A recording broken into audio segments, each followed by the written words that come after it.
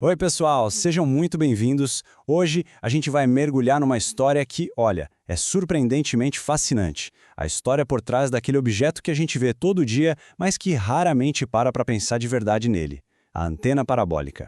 Elas estão por toda parte, né? Nos telhados, nos prédios, no meio do campo. São tão comuns que já viraram parte da paisagem. Mas como é que essa curva de metal consegue trazer o mundo até nós? É exatamente isso que a gente vai descobrir agora. Então, para começar, vamos entender a função mais básica dela, aquela que provavelmente está acontecendo em algum telhado aí perto neste exato momento. Basicamente, a antena parabólica é uma grande coletora de sinais. Pensa nela como se fosse uma orelha gigante apontada para o céu, sabe? Captando ondas de rádio e televisão que, sem ela, seriam fracas demais para a gente conseguir detectar. Ok, mas por que essa forma tão específica? Por que uma curva e não, sei lá, uma placa reta? A resposta está numa geometria que é ao mesmo tempo elegante e incrivelmente eficiente. E aqui está a mágica da coisa toda. O nome parabólica vem de paraboloide, que é essa forma geométrica. A propriedade única dela é o que impressiona. Qualquer raio paralelo que bate na superfície é refletido para um único pontinho. O foco. É pura precisão matemática. Então, o processo todo é esse sistema genial de 3 etapas. Primeiro, os sinais fraquinhos chegam lá do espaço. Aí a curva da antena reflete tudo isso para dentro. E ali no foco, um aparelhinho chamado LNB capta e amplifica esses sinais todos concentrados. É um sistema que transforma um sussurro do espaço numa conversa super clara. E se eu contasse que essa tecnologia, que parece super moderna, na verdade tem raízes lá na antiguidade? Pois é, a ideia não nasceu com a aeroespacial, não, mas muito, muito antes. Pensa só nisso. Os gregos antigos já sabiam que um espelho com essa forma parabólica podia focar a luz do sol, a ponto de talvez conseguir acender uma tocha. A grande sacada da era moderna foi perceber que esse mesmo princípio, que funciona para a luz que a gente vê, também poderia funcionar para ondas invisíveis, as ondas de rádio. Foi uma ponte genial entre a ótica antiga e a telecomunicação moderna. Essa comparação aqui deixa tudo bem claro. Um telescópio refletor faz o quê? Pega a luz fraquinha de uma estrela e foca para a gente poder ver. A antena parabólica faz a mesmíssima coisa, só que com as ondas de rádio invisíveis que trazem nossos programas de TV, internet, tudo.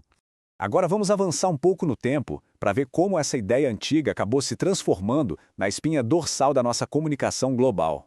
E tudo começa aqui, com o físico alemão Heinrich Hertz. Antes dele, as ondas de rádio eram só uma teoria, uma ideia na matemática. Foi ele que tornou a coisa toda real. Em 1888, Hertz montou essa antena aí. Não era para TV, claro. Era para um experimento histórico que provou pela primeira vez que as ondas de rádio existiam de verdade, confirmando o que Maxwell tinha previsto. Foi o pontapé inicial. E a partir da prova de Hertz, o ritmo simplesmente acelerou de um jeito maluco. Em 1937, um pioneiro chamado Groth Heber construiu o primeiro radiotelescópio de verdade, no quintal de casa. Logo depois, a Segunda Guerra Mundial deu um empurrão gigantesco na pesquisa por causa do radar. E essa tecnologia do radar foi fundamental, porque em 62 ela foi adaptada para o satélite Telstar, que finalmente conectou os continentes com TV ao vivo. E olha, é impossível não destacar a história do Groth Heber, um entusiasta que, sozinho, construiu um dos primeiros radiotelescópios do mundo em casa. E com ele mapeou o céu de um jeito que ninguém nunca tinha visto, fundando um campo científico inteiramente novo. É incrível. E a escala simplesmente explodiu. Como a gente vê no gráfico, em pouco mais de 30 anos, pulamos de antenas de 3 metros para de 9 metros do Heber, até chegar em gigantes como o telescópio de Green Bank, com 100 metros em 62. Esse crescimento mostra o quanto essa tecnologia se tornou essencial. Foi nesse ponto que a antena parabólica deixou de ser só uma ferramenta de cientista e virou o coração de uma revolução na comunicação.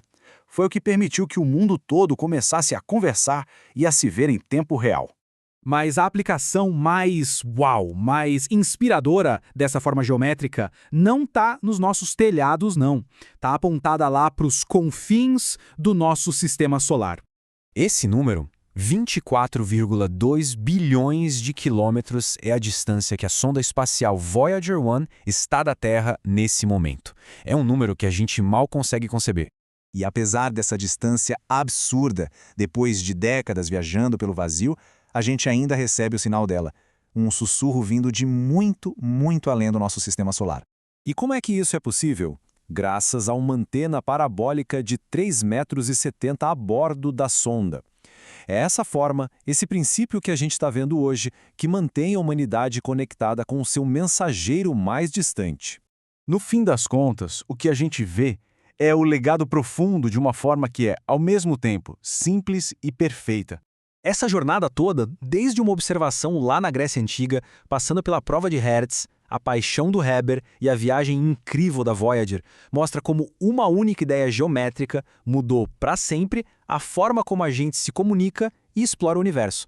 Isso tudo nos deixa com uma pergunta para refletir, né? A parábola nos levou muito longe.